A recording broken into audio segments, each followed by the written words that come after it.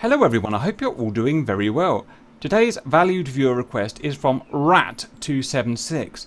Valued viewer question for Supercap. Can you now use C mode on the Hornet's air-to-ground radar instead of TACAN for an IFR carrier landing? So it's a case 3 type landing where there's no visibility.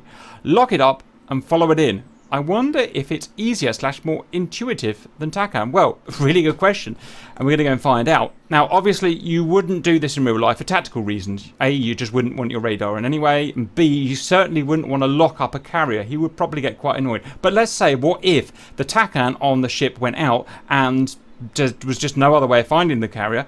Could you do this to go and find the carrier? It's going to be really interesting. So, we've had a bit of a play, and we've got a rough idea of how to do it.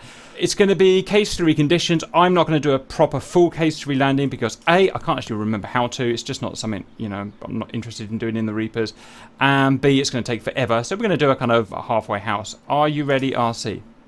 Ready. Go. We haven't had practice in these conditions, so I don't know what's going to happen. The HUD is in day mode, which I hate immediately. Yeah, so we're going to get down there. Nice. Okay, let's start getting set up, valued viewers. Safety off. I really don't know where to start. ILS, channel 11, enter, on. ILS on. Next, air-to-ground radar. SOI, right screen. Surface radar, C mode. C mode, look for the carrier. It's going to be off there on the 11:10 o'clock. And SCS right to lock him up. We've now got him locked up. All is well. We're at 6,000 feet, so it's think. Next, we're going to go here. We're going to go HSI because I need some SA. Okay, carrier is there, and we've got him locked up. We're going to move down there. Next, we need a course line. We need to talk to Mother, ATC, simple comms inbound. Get some information. Stand by. Now, I don't want to get too close, so I'm actually going to head away from the carrier a little bit. But I mustn't lose block. Interesting. There she goes. Mother's radial is 168. So I want the reciprocal of 168, which is break 348. 348. So, course line. C select was a 348 magnetic. Enter. What we've got now, sorry I can't pause because we're on multiplayer. What we've got here is the carrier there, which is our radar lock, and a course line showing the radial on 348, which came from the Mother. If you were going to do this properly, you would go and do this other gump from case 3, but I can't remember how to do it. So we're just going to go and land. Next, ILS needs turning on, ICLS. Next, we need to get ourselves, our altitude in the right place. So that is going to be 12 miles. 12 times 3 is 36. 3,600 feet. So down we go. And the speed is good. We're also going to navigate ourselves onto the radial, which is, of course, that line there. So let's get that done. Right, I can start configuring myself a landing next. So, what is it? Flaps down, gear down, hook down, check. All is well. Still too high. 10 miles, 10 times 3 is 3,000 feet. Far too high. We do have a localizer, as you can see on the HUD there, but I'm not going to use it yet. I can do this visually on the HSI. I prefer to do it visually on the HSI. Still way over speed, and we're a little slow. We don't need to go on speed yet because we don't want this to take forever. Our altitude 10 miles, 200 feet over, sorry. I can now level out in terms of our glide slope, so we get down to about -3 degrees, and we are turning it onto radio now, as you can see. I'm going to zoom in just to get some extra accuracy. Zap. Oops, we're not quite there yet. Now the cool thing about this, valued viewers, is you can now see the carrier, because look, you can see the diamond. Technically all I've got to do now is put the velocity vector on the diamond and just fly forwards, but we want to try and get it a bit better. So we're just going to start following the glide slope now and start think about getting on speed. Got a master course now, no idea what it is, so we'll just do what I usually do and forget about it. What's your distance, RC? Because I don't know where you are. 0.9. Huh? 1.9. Wow, you got close. I'm 8 miles away. You are? I was doing lots of chatting to the valued viewers though. 7 miles, should be 2,100 feet, so we are, oh no. Okay, we've got the glide slope and the localizer now, so we can just follow the needles, simple as that.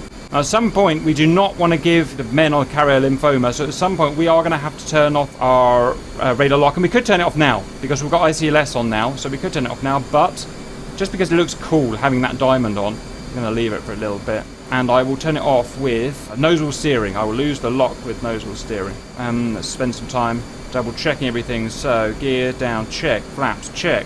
Hook, check. 5.7 miles. Okay, I'm on the needles. Oh, look, I see landed, look. I might want to get out of the way. That would be my advice. Right, I've got ages to go. So I may as well try and give you some sexy F3s views. Meow.